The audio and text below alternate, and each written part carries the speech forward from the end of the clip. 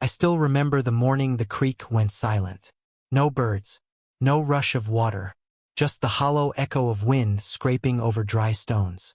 At first, I blamed the heat. Arizona summers could dry out even the stubborn rivers. But when I followed the creek bed upstream, what I saw made my blood boil. A drainage pipe, gleaming under the morning sun, half buried under gravel, funneling what little water was left straight towards Silver Creek Estates. It wasn't built in a day.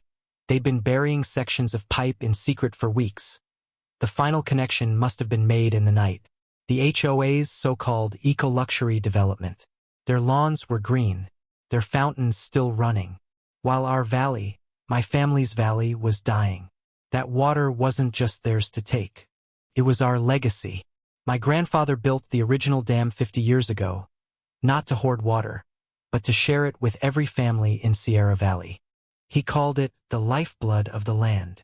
And now, it was being sold to irrigate golf lawns and artificial ponds, all under the banner of sustainable community living. When I confronted the HOA president, Vivian Brooks, she didn't even let me finish my sentence. She smiled, that cold, performative kind of smile, and said, "Oh, you must be the Carter boy. The land's changed hands now. Best to let it go." Let it go? At first she played innocent, but I'd later realized that casual smile was a cover for something much darker. She had no idea who she was talking to, because I was a court-trained hydrologist, and I knew exactly how to follow the flow, even when someone tried to bury it. That was the day I decided if they wanted a war over water, they just got one. But I had no idea that fighting for the creek would expose something far darker than theft. Something buried deep beneath Silver Creek Estates. They say water remembers. In Sierra Valley, I grew up believing that. Every summer morning, I'd follow my grandfather, Hank Carter, down to the creek with a metal pail in each hand and bare feet slapping the mud. "Keep the flow true," he'd always say, tapping his brass compass before we'd open the sluice gate. That compass hung from his neck until the day he died. Now it hangs in my truck, a reminder that the land doesn't belong to us. We belong to it. After he passed, the HOA crowd started moving in. Retirees with shiny trucks and spotless boots, talking about green development and community beautification. They bought ranch plots, built pastel mansions, and renamed the valley Silver Creek Estates. First, I didn't mind. I was stationed overseas with the Army Corps, building flood barriers in countries that barely had clean drinking water. When I finally came home, I thought I'd help preserve what my grandfather built. Make sure the dam and its channels stayed balanced. But what I returned to wasn't preservation. It was packaging. They'd painted our valley like a real estate brochure. Every sign stamped with eco-luxury living in harmony with nature. I remember the first HOA meeting I attended. Vivian Brooks stood at the front, her posture regal, her tone rehearsed. Her husband Gerald, the zoning official, sat beside her, pretending to take notes. Vivian smiled when I introduced myself. "Ah, the hydrologist," she said. "Maybe you can help us modernize the old dam. Make it more marketable." That word hit harder than I expected. Marketable. To her, Hank's dam wasn't heritage. It was branding material. I told her the dam was stable, functional, and older than the HOA itself. She laughed softly, the way people do when they think you're naive. "Sometimes, Mr. Carter," she said, "we have to evolve with the times." I didn't realize it then, but that was her warning shot. Because within months, surveyors showed up near my property line. Trucks rolled in under the banner of water management improvements. And by the time I noticed the creek's flow thinning, it was already too late. Vivian didn't just want control. She wanted to erase the Carter name from Sierra Valley's history altogether. That's when I realized she wasn't just stealing water. She was rewriting the past. And my family's story was the first to go. I didn't go looking for a fight. But once the creek went dry, the fight came looking for me. After I filed my first complaint with the county environmental office, I thought things might actually get fixed. They sent a polite acknowledgement letter, stamped, dated, and forgotten. 2 weeks later, a glossy HOA newsletter showed up in every mailbox, with my name printed right at the center. Disgruntled locals spreading misinformation about Silver Creek's eco-initiatives. Vivian didn't just ignore me. She turned me into the villain. People I'd known my whole life started avoiding me. Luis Ortega, whose orchard used to thrive off the creek, stopped by once to thank me for speaking up, then stopped coming altogether after a board member advised him to distance himself from controversy. Others in town, quietly, began mentioning low wells and disappearing springs. They weren't ready to stand up, but they were listening. It didn't stop there. One morning, I found a bright orange notice stapled to my fence. Unauthorized alterations to shared water systems. Immediate compliance required. I hadn't altered anything. The only thing I'd done was take photos. Proof that the HOA had buried the diversion pipe. That night, my truck tires were slashed. The sheriff called it probably kids. But I saw the tire tracks near the road, clean treads, wide spacing. HOA contractor trucks. That's when I reached out to Naomi Pierce, an environmental lawyer I'd met years ago at a state water seminar. She was sharp, no nonsense, and had a reputation for punching above her weight. She didn't hesitate. "Send me everything," she said. "Photos, coordinates, receipts. If they falsified permits, I'll find it." Naomi wasn't the only one who stood up. Cal Rhodes, my old Army Corps buddy, now working with the state's environmental board, started running quiet checks for me. Late-night calls, cross-referencing zoning approvals with the county registry. Half the permits for the retention pond were missing signatures. The rest had Gerald Brooks' name on them. When Vivian realized I wasn't backing down, she went personal. Anonymous complaints started piling up at my door. Unsafe property, noise violations, trespassing on HOA-maintained land. They were building a paper trail to paint me as unstable. Even Helen Zhao, the old lady who lost her koi pond, got a warning letter claiming her unregistered water feature violated safety codes. They were silencing everyone one notice at a time. I remember standing in my kitchen one night, the air thick with dust from unopened envelopes. The compass my grandfather gave me hung by the window, its brass catching the last light of sunset.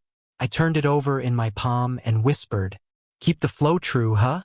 I could hear Hank's slow hands in my head and the way he taught patience. It steadied me like a hand on my shoulder. That's when the plan started forming. If Vivian and Gerald wanted to fight on paper, fine. I'd bury them in proof.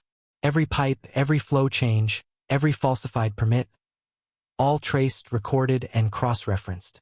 I spent weeks hiking the dry creek beds with a GPS tracker and drone camera, following every twist until it led back to their new retention pond, a glittering centerpiece for their eco-luxury lifestyle. Naomi's voice crackled through the phone late one night. "Ethan, you were right. They filed a false environmental impact report. It's signed by a consultant who doesn't exist." That was the first real break we got. For a moment, it felt like momentum, like we were finally winning. But in Sierra Valley, nothing stays hidden forever. And Vivian Brooks wasn't about to lose control of her empire without drawing blood. They wanted me gone, erased, discredited, forgotten. But they underestimated one thing. I'd already learned how to fight a war no one else could see. For months, it felt like I was screaming into the desert. But then, finally, something hit. Naomi filed a formal complaint under the Arizona Environmental Quality Act, attaching every photo, timestamp, and zoning discrepancy we'd uncovered. It wasn't flashy, but it was solid. Paper doesn't lie when you know how to read it. 2 weeks later, the county sent a notice of violation to Silver Creek Estates Association, citing unauthorized alteration of a natural watercourse and failure to maintain compliance with environmental impact conditions. The HOA's empire of polished newsletters and smiling PR shots suddenly cracked. Residents started whispering, wondering why their eco-friendly lawns might be under investigation. Vivian tried to control the narrative, of course. At the next board meeting, she stood in front of everyone with her designer blazer and her perfect script. "This is a misunderstanding. The association has always operated within its CC and RS and state environmental guidelines." But then Naomi showed up. Cal had pulled her in as a community guest speaker, a little surprise I didn't warn Vivian about. Naomi laid it all out. Satellite images, permit forgeries, the missing consultant's signature on the environmental report. She didn't need to raise her voice. The evidence did that for her. When she was done, the room was dead quiet. Vivian's husband, Gerald, avoided eye contact the entire time. For the first time in months, I saw something in her eyes I hadn't seen before. Fear. Within a week, the county suspended the HOA's pending development permit and froze their access to public works funding until the investigation concluded. It wasn't victory, not yet, but it was validation. The board issued a public, temporary suspension of water redirection activities, and the HOA had to restore limited flow back into the creek. For the first time in months, I heard the sound again. Faint, broken, but alive. That night, I stood by the water and whispered, "We did it, Pops. We actually did it." I pictured Hank at dawn, coaxing the sluice like it was an instrument. His quiet faith kept me steady. But I should have known better, because people like Vivian Brooks don't lose quietly. They regroup, they retaliate, and I was about to learn that lesson the hard way. For the first time in months, I slept without fear. I had no idea the storm was already coming. They called it a temporary measure. To me, it felt like a declaration of war. 2 days after the county suspension, a uniformed process server knocked on my door and handed me a stack of papers. At the top, a temporary restraining order filed by Silver Creek Estates Association. The affidavit read like bad theater, that I had engaged in unauthorized alterations and posed a clear and present danger to public safety by allegedly tampering with drainage features. It ordered me to stay off any property within a half-mile of the HOA's infrastructure and barred me from using heavy equipment. The sheriff said it was a civil matter. They were only enforcing the court order. Vivian didn't even need to stand in court. Her husband, Gerald Brooks, pulled a few strings at the zoning office, fast-tracked emergency memos, a municipal inspector discovering an alleged structural defect near Hank's Dam, a rushed code violation slapped on my property. Within 48 hours, I was blocked from the access road with concrete barriers and a new injunction that tied my hands. They layered tactics like armor. Next came a liens notice, a special assessment claim from the HOA for supposed damages to common infrastructure, a paper trail designed to bleed me dry. Anonymous complaints piled up, noise violations, unsafe conditions, even a ludicrous post on the local Facebook group accusing me of sabotaging irrigation lines. Suddenly neighbors who'd nodded at me for years wouldn't meet my eyes. The smear campaign worked in the quietest places, the PDA listserv, the volunteer roster, the grocery store aisle. Then the nastiest thing happened. One afternoon, as I stood on my porch, a county marshal and a social worker showed up for a wellness check at the behest of a concerned neighbor. They asked questions about my mental stability, my service record. The implication was clear. If you can label someone unstable, you strip him of credibility. Vivian's PR team fed the local paper a sanitized quote about community safety concerns, and the headline the next morning read like a verdict. Naomi paced the room when I showed her the TRO. "They're weaponizing process," she said. "Temporary orders, injunctions, municipal codes. It's how wealthy actors use the law to silence smaller claims." Cal's calls were terse. "I can flag federal oversight," he said, "but we need ironclad proof, chain of custody on permits, documents stamped before the fake ones were filed." He was checking federal registries at odd hours, pulling remote sensing data, and quietly lining up contacts at the state level. Every escalation taught me two things. Vivian feared exposure more than she feared the creek returning, and Gerald's political reach ran deeper than I'd guessed. They weren't just trying to win a dispute. They were trying to erase me. So I did what they expected me not to do. I stopped pleading. I started gathering. I'd been collecting engineering schematics, hydrology reports, satellite time-stamped images and chain of custody notes for weeks, piece by piece, waiting for the right moment to put it all where it couldn't be ignored. If they wanted me declared a hazard, they'd just given me reason to bring the county's investigators, the state's auditors, and the press along with me. They thought they'd buried me under legal orders and whispers. They didn't realize those orders would give me the leverage to pull the whole operation into the light. I thought I'd lost everything. my reputation, my grandfather's land, even my faith that truth could still matter in Sierra Valley. But Hank Carter used to say, when the land stops listening, make it speak again. So that's what I plan to do. The annual Silver Creek Heritage Festival, Vivian's shining PR stunt, was only a week away. It was where she'd planned to announce a new sustainability initiative, funded by the same diverted water that had drained our valley dry. And this time I'd be there, not as a protester, but as the man holding the receipts. I called in a favor from Cal Rhodes, my old Corps buddy now working with the State Environmental Board. He got me a temporary demonstration permit, under the pretext of showing historic irrigation techniques. In reality, I was preparing to reverse their diversion live, with local reporters and council members watching. The morning of the festival, the air buzzed with music, speeches, and fake smiles. Vivian Brooks stood on the stage, radiant in her designer suit, preaching about restoring balance with nature. Behind her, a massive banner read, Silver Creek Estates, where the future flows. I almost laughed, because in 10 minutes it really would. When she called for the ceremonial ribbon cutting, I stepped forward. Cal was already at the lower channel, ready to open the old sluice gate from my grandfather's dam. Naomi Pierce, my lawyer and the only one who believed me, handed me a folder. Inside were certified copies of Hank's original water distribution maps, the state hydrology reports, and the forged compliance documents signed under Gerald Brooks' office seal. I walked up to the stage. Mrs. Brooks, I said, calm but firm, before you talk about restoring balance, maybe you should explain how your HOA redirected a protected watercourse without a public easement hearing. Her smile flickered. I'm sorry, Ethan, this isn't the time or place. I raised my voice, just enough for the crowd and the reporters to hear. Or maybe it's the perfect time, because right now, your development's irrigation pumps are still drawing from a creek that was never yours to take. People started murmuring. The local news camera turned toward us. I opened the folder and held up the documents. These are state certified. You filed falsified environmental reports to secure zoning extensions. You drained the Carter Dam under a forged maintenance order, signed by your husband's department.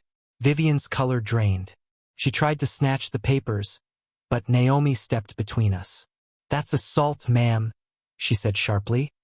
And everything you just denied is being live-streamed. Vivian turned to her security team, but before she could say another word, a roar echoed across the valley. A deep, rising rush, like thunder crawling out of the earth. I looked toward the ridge. Water. The sluice gate had been opened. After months of silence, the creek came alive. It surged through the old channel, cutting through Silver Creek's pristine lawns, flooding their artificial pond, and washing the eco-luxury banners into the mud. Children screamed, adults ran, reporters filmed, and through it all I stood still. The water reached the dry basin below, where our farms had been gasping for life. And when it hit that soil, the crowd went silent. You could almost hear the land breathe again. Vivian screamed something about property damage and trespassing, but her words drowned beneath the roar. Because in that moment, Sierra Valley saw the truth for itself. No courtroom, no loopholes, just the raw, undeniable evidence of nature taking back what was stolen. Cal radioed in, voice cracking through my earpiece. The state inspectors are here. They're shutting her whole operation down. You did it, Ethan. I didn't smile. Not yet. Because I knew the battle wasn't just about water, it was about legacy. And Hank Carter's legacy had just come roaring home. But as the creek came back to life, I realized the real victory wasn't in any courtroom. It was out here, in plain sight, where everyone could finally see what they tried to bury. The next morning, Silver Creek Estates looked nothing like a luxury paradise. The manicured lawns, the ones they bragged about in every glossy brochure, were soaked and sagging under the weight of their own deception. But I didn't head there alone this time. By noon, half the town had gathered at the community park, right where Vivian Brooks was supposed to give her Sustainability in Sierra Valley speech. Funny how fate has a sense of irony. Naomi Pierce stood beside me, her voice calm but carrying authority. She'd filed the injunction, the environmental complaint, and the zoning review request, all at once. Every agency that Vivian and her husband had quietly paid off was now watching. And so were the cameras. Vivian arrived late, her hair immaculate, her pearl necklace gleaming like armor. But her eyes, they darted, searching for control she no longer had. I stepped forward, holding Hank Carter's old brass compass in my palm. "Keep the flow true," I said into the mic. That was my grandfather's rule. And yesterday, for the first time in years, the water listened again. Naomi handed the reporter a file, copies of the falsified environmental permits, the HOA's internal emails, the rerouting blueprints stamped with Gerald Brooks' signature. The crowd turned. Murmurs turned to gasps. Then Vivian snapped. "You don't understand. We saved this valley." Her voice cracked, desperation tangled with rage. I met her gaze.